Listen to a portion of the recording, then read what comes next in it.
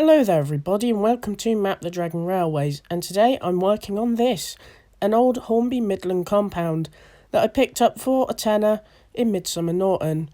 So let's start off. I'm taking off the tender body, which is fairly loose, and you can see it's a tender driven loco. Now, well, you can see my arms are covering it, but I'm removing one of the weights that are in the back. Now, normally this model would have had two, one in the front and one in the back, but this loco has seen modification over its life, which I shall get into more later on. And so we only have the one at the rear. Now you can see I have removed it. Now here, in fact, I'm going to show you she does run, but she wants a bit of work. She's a bit sparky, and she's not overall happy with it. So a service will be needed with this work. So here we go. And you can see the chassis for the tender is quite loose. So I want to solve this problem. For this, I've got a piece of cardboard and put a hole in it so I can feed a screw through it.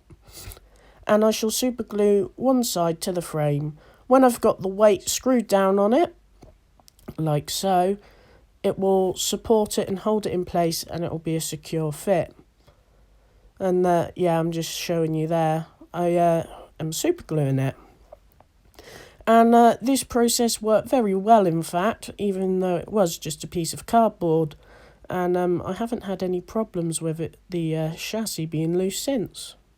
So now I am unscrewing the frames. Now, before, like a few days before filming this, I did actually add the screw in to give it more support. I was going to remove it and then I forgot to. So once I've got the screw out, the frames do come out, sort of, but the annoying thing is it stays around the Ringfield motor still. So what I got to do is get the soldering iron out and get rid of some wires so I can remove it to make it easier for me to work on. Now, for the sake of that I have already shown servicing before, I'm not going to show it in this video, although I can link in the description my Ringfield motor servicing video. Now here, I'm just removing the Midland compound's body. This is where I made quite the discovery, as I shall get onto in a second. So yeah, I'm just removing the screw, and the body will hop off, like so. Now, as you can see here, I'm just cleaning up the frames with a cotton bud slightly soaked in IPA and just dislodging and getting rid of any muck that's accumulated on the model since the previous owner had it. Next up, I do the same to the wheels whilst they are there and free rolling.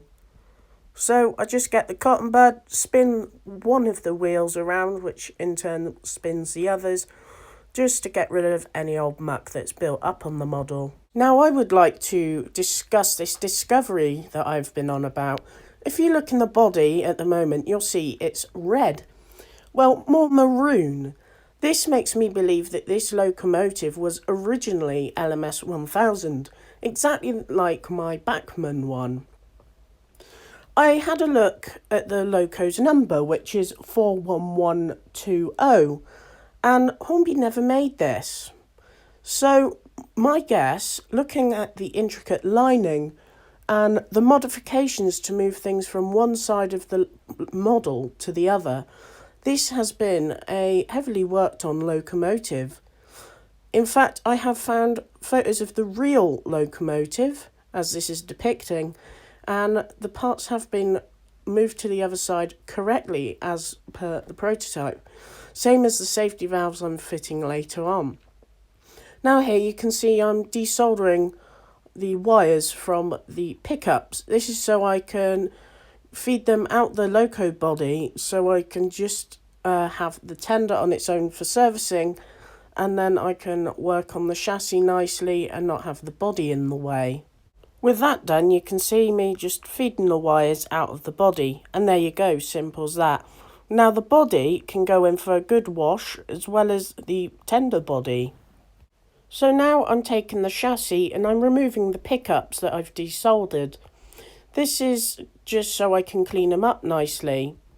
Now the pickups only just sit in the frame, just held in by the chassis itself on the design it's got.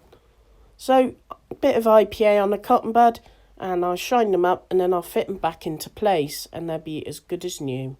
Here's a quick shot of the loco body and tender body ready for cleaning. And here I'm just doing the job everyone should do when servicing a loco, and just oiling all the moving parts as I should. Now the tender drawbars seem to have got really loose when I had it, so here I'm just adjusting it, trying to get it to the best I can. For some reason I think as the loco runs it'll get looser and looser, but we'll just want a quick tighten up every now and then, which I'm not fussed doing myself. Now you can see I'm pinching on the drawbar on the contacts. This is a method that the electricity flows through the model from loco to tender. And I noticed it was quite a loose connection, so I'm just trying it out and adjusting it so it's a fairly nice and solid fit. Now here's the loco and tender body after a wash. You can see the glue went a bit funny on the coal, but I'll sort that out in a bit. But yeah, all the wonderful grime has come off. The smoke box door did come off as well, but that will be glued later on. And you can see in there where it was originally crimson. But yes, overall, I'm very pleased with this. It came out nicely. And yeah, did you know it had cab detail as well? I only just remembered looking at that clip. So you're about to see this, which is my method of sorting out the yellow glue that happened all over the coal. I'm just going to spray paint it black like you can see here. And it come out very nice. So here you can see me working on the smoke box. Now I did straighten out the handrail on the front, which did dislodge a little bit of paint. There's been a bit of a mess on it anyway. So I got the paint out, which is just a normal acrylic paint, and I'm just touching up the smoke box with it. The next step of course was to glue the smoke box door in place. As you can see, I'm just using super glue and just making sure I've glued it in straight. And here you go with it all secured on, good as new.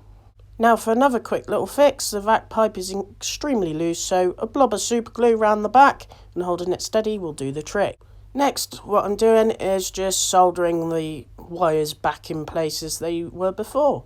Then it's time to secure the loco body on, and then fit and secure the tender body on. And there you go, a nearly completed Midland compound. But what's missing? Those pesky safety valves. So I went on eBay and looked around and found some safety valves for this model. And I got them from Hornby Spares. Now here's the card they left in the package when they sent them. And there's the details if you want to contact them. Very good service, I'd recommend them. And some good prices too. And here they are, nicely sat in place. And doesn't it make the loco look splendid. And to end off this video, let's have a little bit of a running session to show her working very nicely.